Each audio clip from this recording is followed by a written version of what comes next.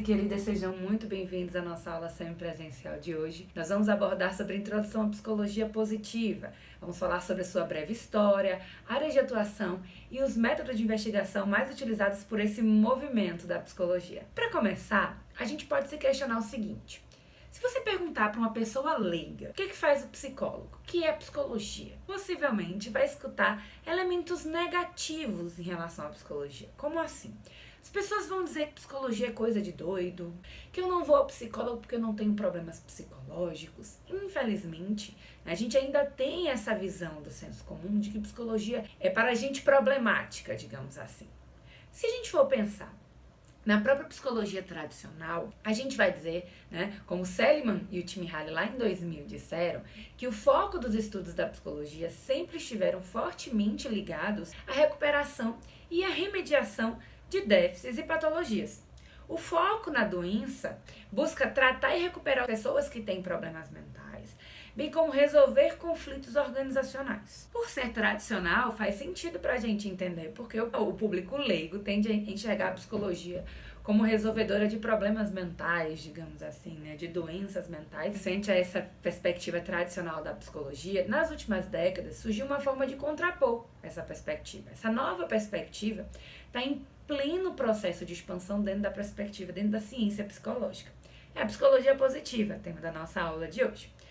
O Seligman e Csikszentmihalyi, dois grandes autores da psicologia positiva, lá no ano 2000, disseram que essa psicologia positiva, ela busca promover um ajuste no foco da psicologia para os aspectos saudáveis.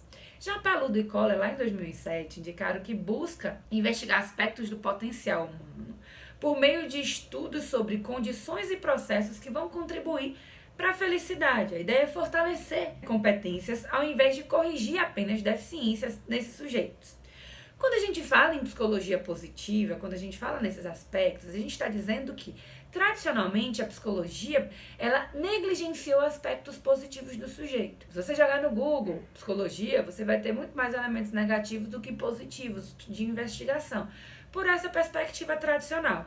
Mas o que a gente pode dizer inicialmente nessa nossa conversa aqui é que a psicologia positiva, ela não nega ou ela não diz que a psicologia tradicional é equivocada, que é um problema. Pelo contrário, ela dá sim os louros, digamos assim, à psicologia tradicional. Ela é extremamente importante e deve continuar sendo investigada. A questão é que, além desses aspectos negativos, dos déficits e das patologias, uma perspectiva, um movimento da psicologia positiva, ele traz luz, digamos assim, ou busca trazer luz a aspectos positivos, ao potencial do ser humano, que também deve ser investigado. Como já discutimos em sala muitas vezes, as pessoas buscam procurar um psicólogo quando elas têm algum problema. E por causa disso também, ou apenas por essa visão restrita, a gente tem perdido mercado para outros profissionais. A gente vai discutir também aqui um pouquinho sobre isso, essas diferenças entre a psicologia positiva e esses outros profissionais que atuam com isso. Mas para a gente começar a entender um pouco mais sobre a psicologia positiva, é muito importante a gente entender sobre a história dela. De onde é que surgiu, como surgiu essa psicologia positiva? Primeira coisa que a gente pode colocar é que a resposta para essa pergunta é muito controversa. Existem diferentes percepções, diferentes visões de como surgiu a psicologia positiva. O Seligman e o Csikszentmihalyi publicaram um artigo em 2000 chamado Positive Psychology and Introduction. Esse artigo, ele apresentou a noção de que a psicologia tradicional, a psicologia, tinha uma visão incompleta da psicologia, que outros elementos poderiam e deveriam ser acrescentados nesse processo. A ideia é que esses autores indicaram a noção de equilíbrio. Como assim? A psicologia, tanto a psicologia tradicional quanto a psicologia positiva merecem atenção, merecem ser investigados, Não apenas elementos positivos, não apenas elementos negativos, digamos assim, O termo positivo ou de psicologia positiva muitas vezes é confundido com positivismo, muitas vezes ligados à noção de determinismo ou de ciência, aplicação de métodos e elementos das ciências naturais para as ciências humanas e sociais como as nossas. Mas não é isso. Quando a gente fala de positivo da psicologia positiva, é importante a gente destacar que a ideia é focar em aspectos saudáveis, positivo enquanto saudáveis desse sujeito, que vão ser capazes de fazer com que ele e a sua comunidade prosperem e se desenvolvam. Então, o foco que o positivo aqui não é de positivismo, mas sim de aspectos positivos que a gente pode colocar como saudáveis do sujeito e da sociedade em que eles estão inseridos. Continuando essa ideia, né, falando um pouquinho mais sobre a história da psicologia positiva, Paceto e Bastianelli, disseram que alguns pesquisadores afirmam que quando Seligman era presidente da APA, né, da Associação Americana de Psicologia, ele deu início à psicologia positiva quando desafiou os psicólogos a criarem uma psicologia focada em forças e virtudes das pessoas, não apenas na perspectiva tradicional, como a gente já vem falando aqui nessa nossa aula de hoje. Apesar dessas informações, muitos autores vêm se questionando sobre esse surgimento repentino, essa origem repentina da psicologia positiva. Então, muitos autores como Hitt, lá em 2001, disseram que as origens da psicologia positiva, as raízes dessa psicologia positiva, se encontram na psicologia humanista, com Carl Rogers, com o Abraham Maslow, com pesquisadores que já vinham investigando temas próximos ao que seria da psicologia positiva, mas que mesmo assim estão sendo ou teriam sido negligenciados pela psicologia positiva, não são mencionados na psicologia positiva. O termo psicologia positiva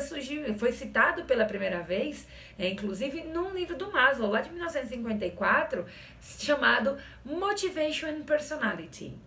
Um dos capítulos, por sinal, desse livro, lá nas duas primeiras edições desse livro, se chamava Toward a Positive Psychology, em que esse autor afirmava que o potencial humano ainda não havia sido completamente compreendido e precisaria ser mais estudado. Acontece que esse capítulo foi retirado na terceira edição e um dos elementos, uma das justificativas do próprio autor, é que a realidade havia mudado. A realidade da década de 50 era diferente da década de 70, que quando saiu essa terceira edição do livro. Alguns autores da psicologia positiva, eles negam essa questão da psicologia humanista como base da psicologia positiva, até por elementos, inclusive, indicados pela própria psicologia humanista. Como assim?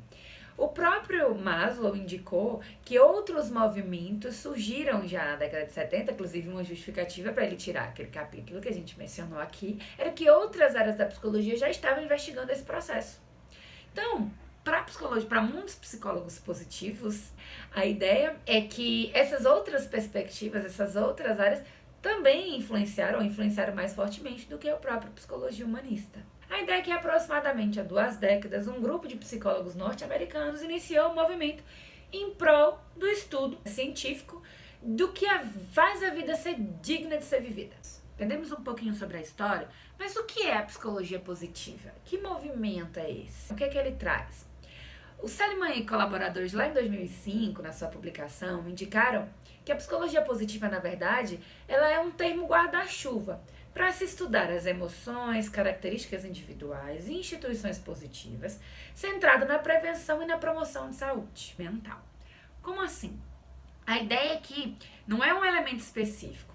O guarda-chuva da noção de que abarca diferentes perspectivas, diferentes estudos e diferentes variáveis. A ideia que a gente pode colocar é que o foco da psicologia positiva é a prevenção e a promoção de saúde mental. Saúde não apenas como ausência de doença. Saúde como promoção de qualidade de vida e outros elementos que estão ligados ao potencial do ser humano. O principal interesse dessa psicologia positiva, então, é o entendimento científico sobre as forças e vivências humanas, com foco na felicidade e em possíveis intervenções. Quando a gente fala em psicologia positiva, a gente está falando, além do entendimento científico, também sobre intervenções para promoção dessa qualidade de vida, dessa felicidade nas pessoas. O Peterson, lá em 2003, trouxe que ela auxilia na prevenção de problemas mentais e físicos e no desenvolvimento de métodos de ajuda para pessoas e para comunidades. A gente vai focar na melhoria dessa sociedade, dessa comunidade, mas a gente não está criando uma nova área de saber psicológico. A gente propõe um exercício, na verdade, o movimento da psicologia positiva, ele propõe um exercício, tanto teórico quanto metodológico, para focar em aspectos negligenciados pela psicologia tradicional. É um de redirecionamento do olhar, digamos assim. A gente está focando, e está indicando que haja um redirecionamento. Não é que a gente deixe de focar na psicologia tradicional, na visão negativa, ou de doença, déficit, patologias. Não, é muito importante. O que a gente precisa, segundo o Seligman, é olhar para o que dá certo com as pessoas, não apenas para o que dá errado. Um elemento importante para a gente falar sobre isso é quando a gente está trabalhando os métodos em psicologia positiva. Como assim? Quando a gente fala em psicologia positiva, a gente está falando na utilização de diferentes métodos de pesquisa, assim como a ciência propõe. O método, ou a ferramenta de pesquisa que a gente vai utilizar, ela deve estar intimamente ligada ao que a gente quer investigar, ou seja, nosso problema de pesquisa. O HIT lá em 2001 colocou que há uma inadequação do uso de métodos quantitativos na psicologia positiva. Que para acessar o que a psicologia positiva se propõe a investigar, a gente não deve utilizar os métodos quantitativos, os instrumentos, as escalas de medida. As autoras prontamente rechaçaram essa ideia, indicando que as pesquisas indicam justamente o contrário. Indicam a adequação desse enfoque, que sim, a perspectiva quantitativa ela é extremamente importante e viável quando a gente fala em psicologia positiva. Por exemplo, a construção e a busca de evidências de validade de instrumentos quantitativos. A gente tem muito teste de modelo para ver se eles se sustentam empiricamente, ou seja, se eles são reprodutíveis, digamos assim, se quando a gente investiga as pessoas, se eles realmente se corroboram, se eles existem, se o modelo realmente faz sentido para as pessoas. Então, o que a gente pode colocar em relação aos métodos de psicologia positiva é que o uso tanto de instrumentos de medida quanto de estratégias qualitativas são viáveis para a investigação desses construtos. Novamente, depende do nosso problema de pesquisa. Então, nada de preconceito com estratégias de pesquisa, com métodos de pesquisa. A gente precisa adequar a nossa forma de investigação para o nosso objeto e para o nosso problema de pesquisa, para a nossa pergunta de pesquisa. Além dos métodos de pesquisa em psicologia positiva, ou seja, as formas de coleta e análise de dados, que a gente tem, como a gente identificou aqui as diferentes possibilidades, é importante que a gente foque também nas diferentes áreas de investigação científica que são propostas e possibilitadas por essa psicologia positiva. Seligman e Mihaly, no ano 2000, trouxeram que existem 3 perspectivas básicas, 3 áreas básicas para a gente investigar quando se trata de psicologia positiva. São elas: o nível subjetivo, o nível individual e o nível grupal. Vamos falar de cada uma delas agora. Quando a gente fala no nível subjetivo, a gente está falando no interesse em investigar as experiências subjetivas e de valor das pessoas. Como o bem-estar subjetivo dela, a satisfação dela com a vida, a esperança, a felicidade. Então, elementos bem subjetivos dos sujeitos. Além desse nível subjetivo, a gente tem o nível individual. Como assim? Compreender características e o funcionamento de cada pessoa. Porque quando a gente fala no subjetivo, a gente pode investigar o bem-estar subjetivo numa série de pessoas. Já quando a gente fala no nível individual, a gente está falando de compreensão dessas características e funcionamento de cada indivíduo. Numa clínica, por exemplo, na investigação clínica, eu vou estudar aquele sujeito, o funcionamento dele, os talentos, as habilidades interpessoais, a generosidade, o perdão dele, diferentes elementos que fazem parte desse sujeito. E por último, mas não menos importante, a gente fala do nível grupal. Estudar o nível grupal é analisar virtudes cívicas e as instituições e organizações que contribuem para a melhoria de vida das pessoas, com foco, por exemplo, na responsabilidade, altruísmo, tolerância, um incentivo de ética no ambiente de trabalho. Então, são elementos positivos que a gente investiga em diferentes áreas. Então, é muito importante que a gente considere esses diferentes níveis quando a gente está trabalhando com psicologia positiva. E pensando nas aplicações da psicologia positiva em diferentes ambientes, a gente pode colocar o seguinte, que assim como a perspectiva tradicional, quando a gente fala da psicologia positiva, a gente pensa na aplicação dela em diferentes áreas da vida dos sujeitos. Como assim? Psicologia clínica, psicologia organizacional, psicologia escolar, psicologia do esporte. A gente tem uma série de áreas que a gente pode abordar a partir dessa visão, desse movimento da psicologia positiva. Duckworth, Steen e Seligman, lá em 2005, disseram que intervir positivamente para auxiliar o indivíduo a construir uma vida prazerosa, engajada e com sentido é o foco da aplicação dessa psicologia positiva. Como assim? A gente precisa direcionar nossa atuação para obter essa valoração, para obter esses elementos positivos, a intervir de maneira positiva na vida do sujeito, para ter resultados positivos. O Snyder e o Lopes, lá em 2009, trouxeram um modelo de intervenção em psicologia positiva que é baseado tanto na prevenção quanto na potencialização, sejam elas primárias ou secundárias. por fim, por último, mas não menos importante, como anda a psicologia positiva no Brasil? É importante a gente se questionar sobre isso. Assim como no mundo, a psicologia positiva no Brasil ela vem crescendo exponencialmente, digamos assim.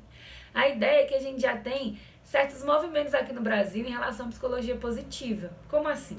A gente já tem um congresso de psicologia positiva que ocorre de 2 em 2 anos, que a ideia é tanto divulgar as pesquisas e as intervenções e atuações profissionais que têm sido feitas com base nesse movimento da psicologia positiva.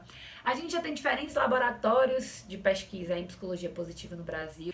Como a gente pode identificar, no Brasil a gente tem também diferentes variáveis sendo investigadas, com destaque para algumas delas, por exemplo, o bem-estar, o engajamento, o florescimento. A gente vai discutir essas variáveis na nossa aula, então, até lá! Espero que você tenha gostado dessa nossa aula semipresencial de hoje. Qualquer dúvida a gente discute na próxima aula, ok? Abraço!